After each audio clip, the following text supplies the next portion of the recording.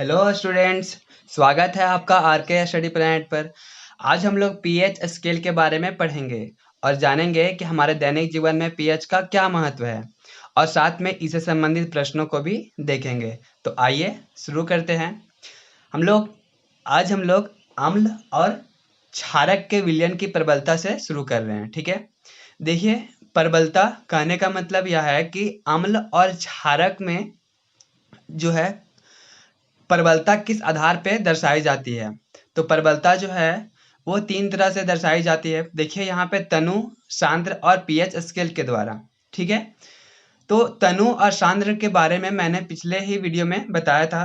ठीक है, तनु अम्ल या फिर तनु क्षारक, इसका अर्थ यह है कि किसी विलयन में अम्ल या क्षारक की मात्रा जो होती है वो कम होती है। यानी कि अगर कोई विलयन है हमारे पास, किसी भी पदार्थ का विलयन है, तो उसमें अगर अम्ल की मात्रा कम हो तो वह तनु अम्ल कहलाएगा, और क्षारक की मात्रा भी कम हो तो वह तनु क्षारक कहलाएगा। ठीक है, लेकिन अगर हम लोग किसी विलयन में अम्ल या क्षारक की मात्रा को पहले से अधिक कर दें, ठीक है, तो क्या होगा, वह विलयन जो है वो सांद्र हो जाएगा। लेकिन हम लोग एक निश्चित रूप से बोलेंगे कि कब वह जो है तनु होगा और वह कब क्षारक हो, कब वह जो है तनु होगा या फिर कब वह जो है सांद्र विलयन होगा, जो हम लोग विलयन को लेंगे। देखिए, सबसे पहले हम लोग देखते हैं तनु अम्ल या क्षारक के बारे में। देखेंगे क्या है कि यदि किसी अम्ल या क्षारक की मात्रा किसी विलयन में कम हो तो कितना कम हो, अगर 10% से भी कम हो, यानी कि अगर 100 में से 10, 100 है और 100 में से 10 भी नहीं है, ठीक है, 100 में से 10 भी नहीं है, तो इसका मतलब यह है कि वह कौन सा विलयन है। अगर वह अम्ल है तो वह तनु अम्ल का विलयन है, अगर वह क्षारक है तो वह तनु क्षारक का विलयन है। जब किसी भी विलयन में अम्ल या क्षारक की मात्रा 10% से कम होती है, ठीक है, तो वह तनु अम्ल या तनु क्षारक कहलाता है। अब देखते हैं हम लोग सांद्र अम्ल या क्षारक के बारे में। ठीक है, देखिए, सांद्र कहने का मतलब है कि अम्ल और क्षारक में अधिक मात्रा में होना। ठीक है, अम्ल या क्षारक का विलयन जो है वो उसमें अम्ल और क्षारक का मात्रा अधिक होना। तो देखिए, यदि अम्ल या क्षारक की मात्रा किसी विलयन में अधिक हो तो कितना अधिक हो, 10% से ज्यादा हो। ठीक है, किसी विलयन में अम्ल या क्षारक की मात्रा 10% से ज्यादा हो तो हम लोग उसको बोलेंगे सांद्र अम्ल या क्षारक। ठीक है, लेकिन हम लोग जो अपना दैनिक जीवन में जो भी चीज हम लोग उपयोग कर रहे हैं, चाहे वह नींबू का रस हो, ठीक है, जिसको हम लोग शरबत के बनाने के लिए या फिर कुछ भी जो है पकवान बनाने या फिर किसी भी सब्जी उब्जी में, ठीक है, सैलेड में, ये सब में हम लोग जब उपयोग करते हैं सब नींबू को, तो ये सब जो है जो हम लोग दैनिक जीवन में उपयोग कर रहे हैं, तो वो अधिकतर जो होता है वो तनु अम्ल ही होता है। तनु अम्ल का ही हम लोग उपयोग करते हैं, चाहे वह एसिटिक एसिड हो जिसको हम लोग विनेगर भी बोलते हैं। ठीक है, तो ये सब जो है वो तनु ही रहता है। और सांद्र अम्ल जो रहते हैं वो हमारे त्वचा के लिए, हमारे शरीर के लिए हानिकारक होते हैं। तो आइए हम लोग आगे देखते हैं। अब हम लोग पीएच स्केल के बारे में जानेंगे। ठीक है, आपने पहले ही पढ़ा है कि सूचक के द्वारा हम लोग सिर्फ यह पता करते थे कि कौन सा विलयन अम्ल है या कौन सा विलयन क्षारक है। कैसे? सूचक जो होता था, जैसे कि लिटमस पत्र होता था, अगर नीला लिटमस पत्र लाल हो जाता था तो हम लोग बता देते थे कि यह विलयन जो है वो अम्ल है। अगर लाल लिटमस पत्र नीला हो जाता था तो हम लोग बता देते थे कि वह जो विलयन है वो क्या है, क्षारक है। ठीक है, तो हम लोग सिर्फ इसके पहचान ही कर सकते थे सूचक के द्वारा, लेकिन वह कितना प्रबल है, कितना खतरनाक है, या फिर कितना जो है हमारा शरीर जो है कितना तक का जो पीएच वैल्यू है वो सहन कर सकता है, कितना प्रबलता को हमारा जो है शरीर जो है सहन कर सकता है, इस आधार पे हम लोग प्रबलता को ज्ञात करने के लिए हम लोग जो है पीएच स्केल का उपयोग करते हैं। ठीक है, यानी कि प्रबलता मतलब कि शक्ति पीएच के द्वारा हम लोग ज्ञात करते हैं, पीएच स्केल के द्वारा। तो देखिए, हम लोग जानेंगे पीएच स्केल। देखिए सूचक जो है जैसे कि लिटमस पत्र या फिर मिथाइल ऑरेन, तो ये सब क्या करता था, ये सब जो है इसके द्वारा हम अम्ल या क्षारक की पहचान कर पाते थे, ठीक है, लेकिन उसकी प्रबलता का मापन नहीं कर सकते थे। तो क्या हुआ, इससे एक समस्या आई कि कौन सा अम्ल जो है वो कितना खतरनाक है इसका पता नहीं चल पाता था।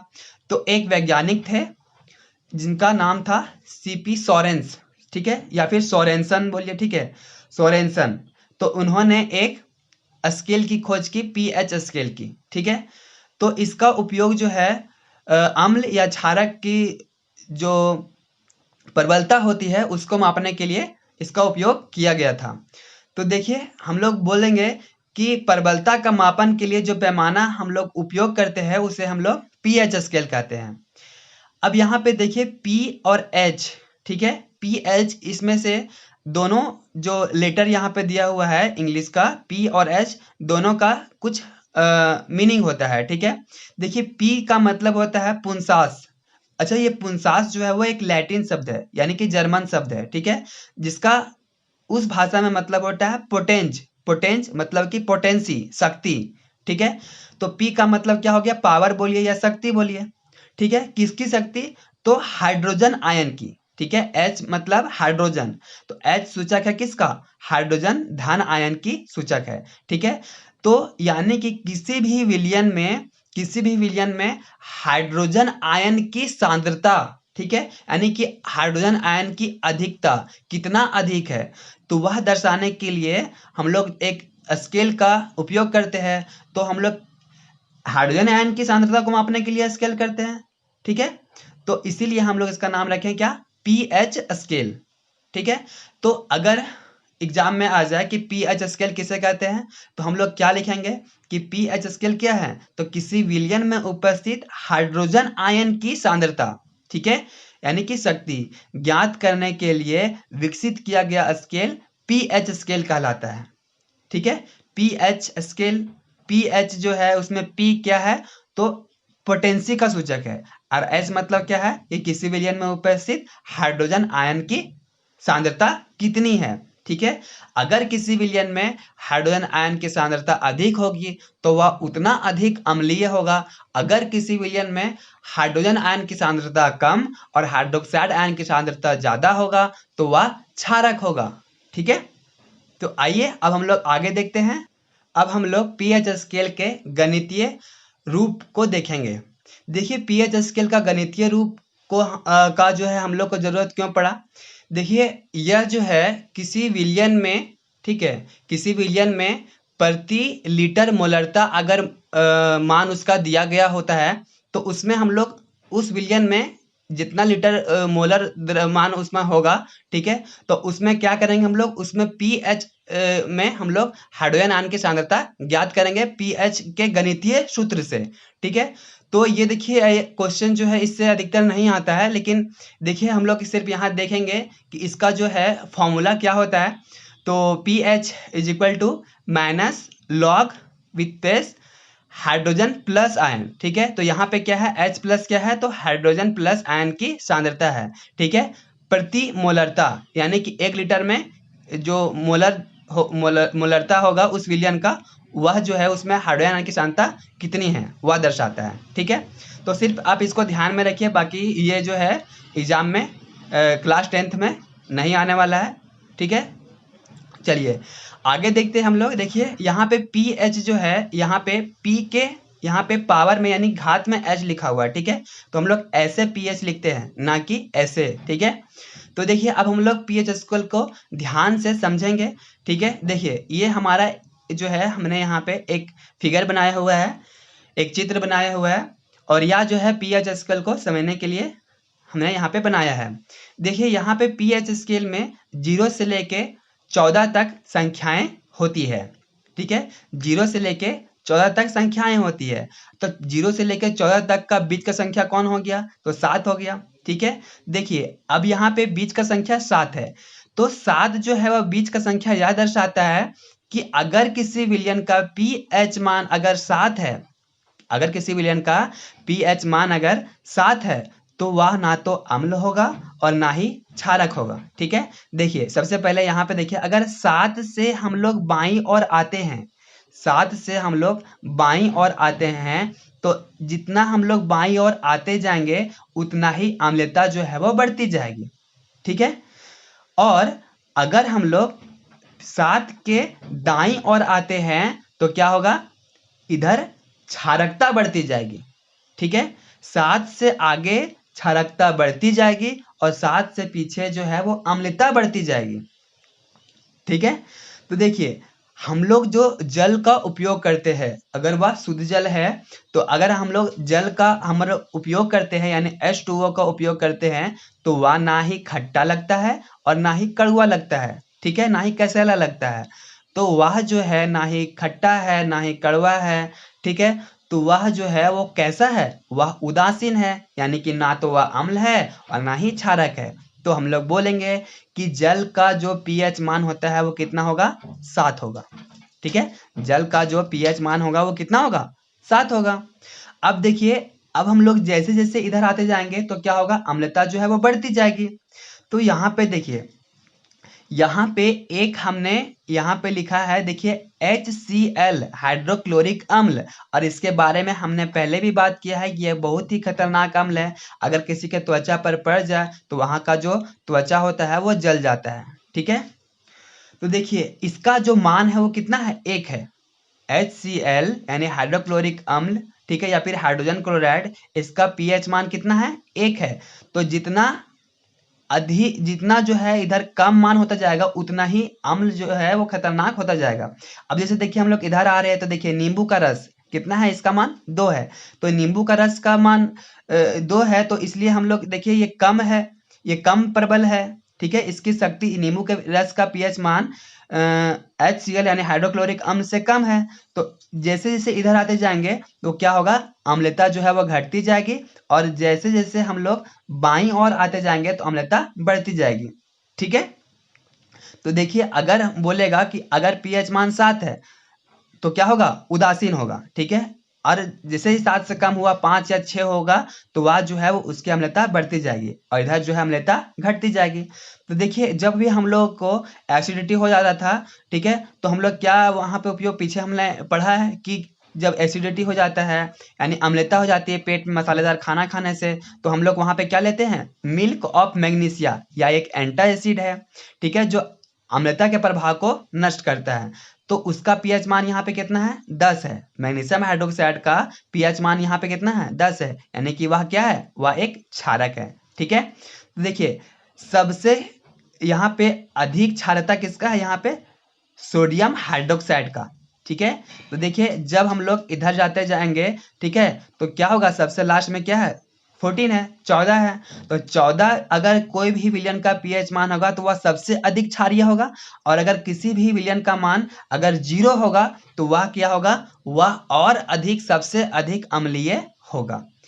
तो 0 किसका होता है, तो हम लोग आगे देखेंगे, एक होता है हाइड्रोफ्लोरिक अम्ल। ठीक है, हाइड्रोफ्लोरिक अम्ल, हाइड्रोफ्लोरिक अम्ल क्या है, तो हाइड्रोफ्लोरिक अम्ल जो है कांच पर जो है स्केच करने के लिए या फिर कांच पर जो है कुछ लिखने के लिए हम लोग उपयोग करते हैं हाइड्रोफ्लोरिक अम्ल का। ठीक है, तो उस अम्ल का जो pH मान होता है वो कितना होता है, 0 होता है, यानी कि सबसे ये जो है हाइड्रोफ्लोरिक अम्ल वह HCl यानी हाइड्रोक्लोरिक अम्ल से भी खतरनाक है। ठीक है, तो उम्मीद है कि आपको यह pH स्केल जो है समझ में आ गया होगा। एक बार फिर से हम लोग डिस्कस कर लेते हैं। अगर किसी विलयन का pH मान 7 है तो वह उदासीन होगा, ना ही अम्ल होगा ना ही क्षारक होगा, जैसे कि जल।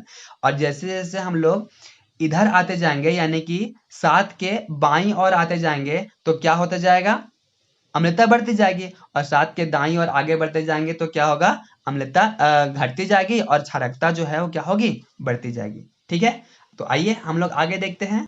देखिए हमने यहाँ पे कुछ विलयन को लिया है और उसका pH मान को हम लोग लिखे हैं।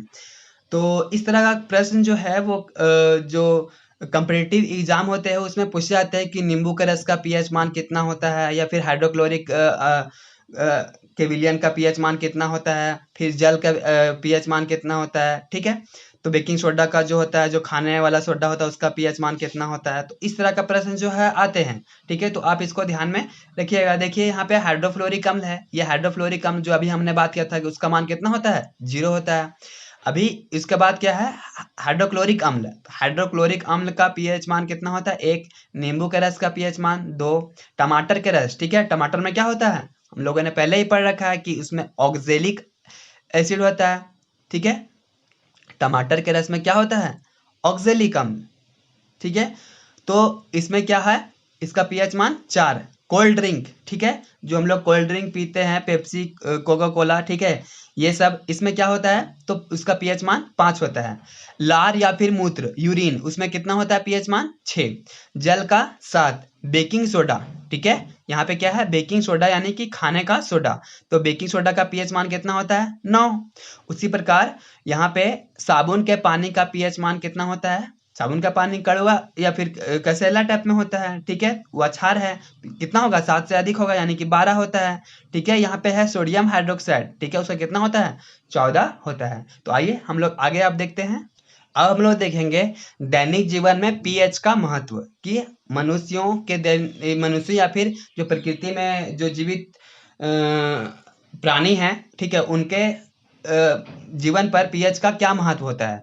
देखिए यहाँ पे क्या है, मनुष्य एवं पशुओं में पीएच, ठीक है। देखिए हम लोगों का जो शरीर होता है, ठीक है, उसका भी एक पीएच मान होता है।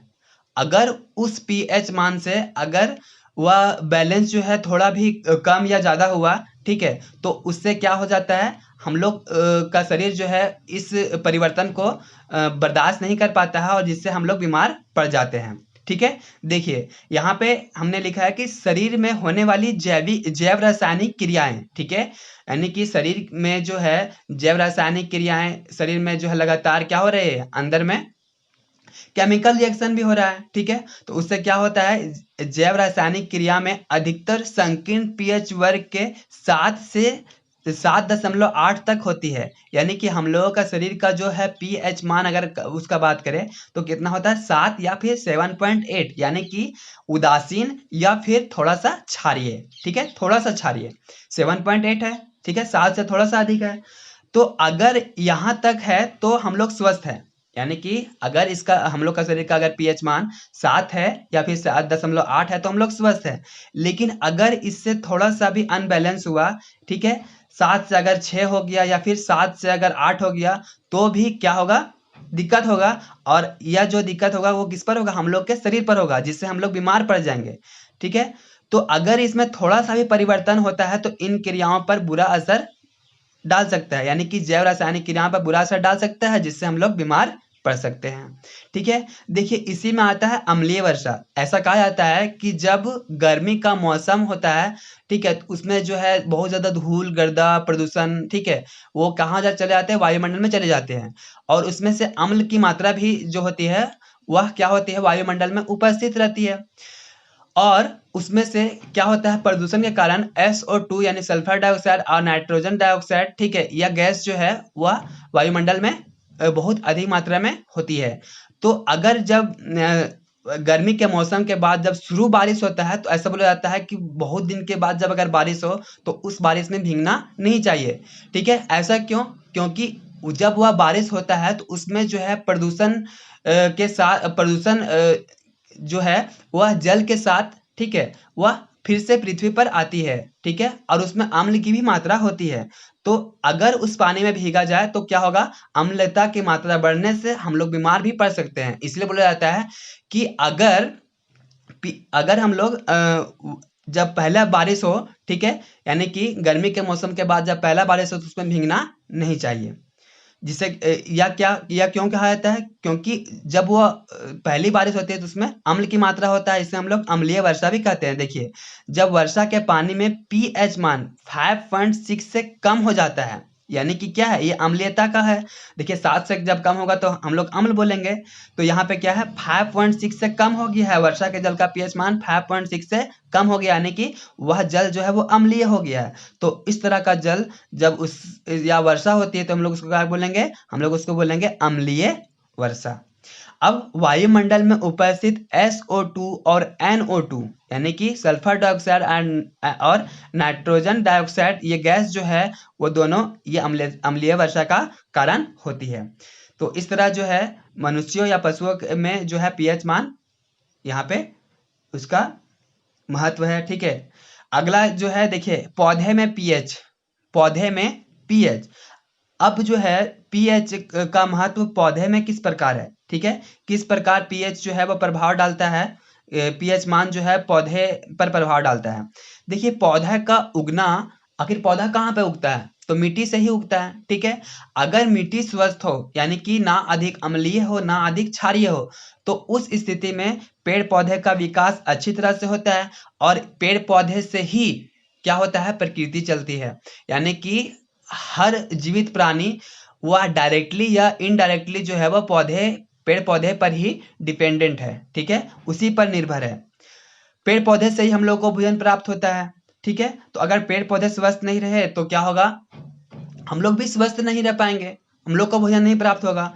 तो इन पेड़ पौधे का विकास जो है वो मिट्टी में होता है। अगर मिट्टी अधिक अम्लीय है या मिट्टी जो है वो अधिक क्षारीय है, तो उस स्थिति में क्या हो जाता है कि पौधे का विकास अच्छी तरह से नहीं हो पाता है। ठीक है, तो क्या है कि एक विशिष्ट पीएच के वर्ग की मिट्टी में पौधे का स्वस्थ विकास होता है।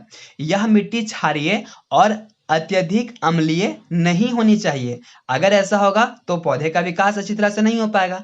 तो क्या होता है कि जब मिट्टी की अम्लता बढ़ जाती है तो किसान क्या करते हैं, उसमें कैल्शियम हाइड्रोक्साइड, ठीक है, कैल्शियम हाइड्रोक्साइड या बुझा हुआ चूना या फिर बिना बुझा हुआ चूना, ठीक है, ये सब चूना का उपयोग करते हैं। चूना क्या है, बिना बुझा हुआ चूना या फिर चूना क्या है, तो क्या है, वह एक क्षारक है। ठीक है, तो क्षारक अगर हम लोग मिला देंगे मिट्टी में तो क्या हो जाएगा, वह जो मिट्टी था अम्लीय वह क्षारीय हो जाएगा।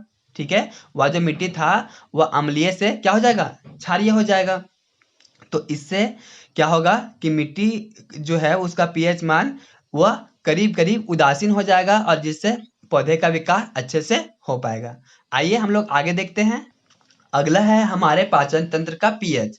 ठीक है, इसको हम लोग पहले ही देख चुके हैं कि हम लोगों के पेट में क्या होता है, हाइड्रोक्लोरिक अम्ल होता है, जिससे खाने का जो है पाचन अच्छे से हो पाता है। तो क्या होता है कि जब हम लोग मसालेदार खाना खा लेते हैं तो HCl यानी हाइड्रोक्लोरिक अम्ल का स्राव अधिक मात्रा में होने लगता है, जिससे पेट की अम्लता जो है यानी कि अम्ल का गुण है वह बढ़ जाता है और पेट दर्द या जलन होना शुरू हो जाता है।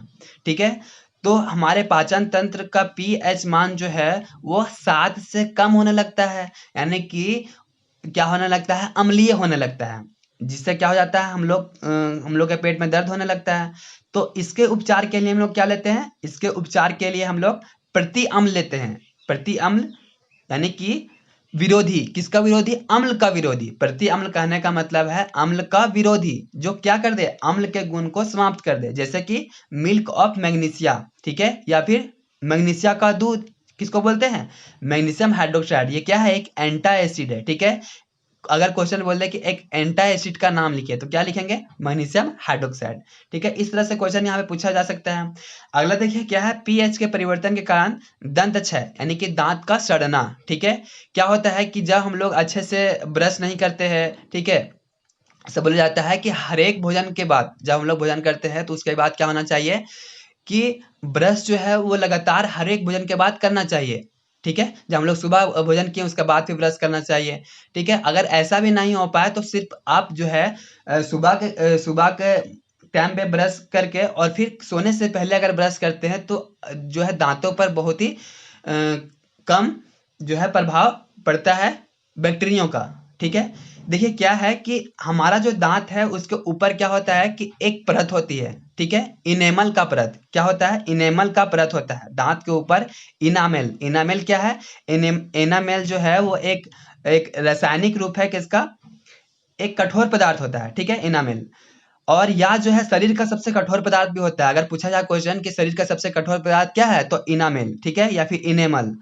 तो क्या है वह किसका बना होता है, यह भी पूछा जा सकता है कि इनेमल किसका बना होता है। तो इनेमल जो है वो कैल्शियम फास्फेट का बना होता है। ठीक है, इनामेल जो होता है किसका बना होता है, कैल्शियम फास्फेट का बना होता है। जो क्या करता है, तो ये कैल्शियम फास्फेट, ये जो इनामेल है वो अम्लता या अम्लता का जो प्रभाव होता है उसको दांत पर नहीं पड़ने देता है। ठीक है, दांत पर जो है वो पड़ने नहीं देता है, जिससे हमारा दांत स्वस्थ रहता है।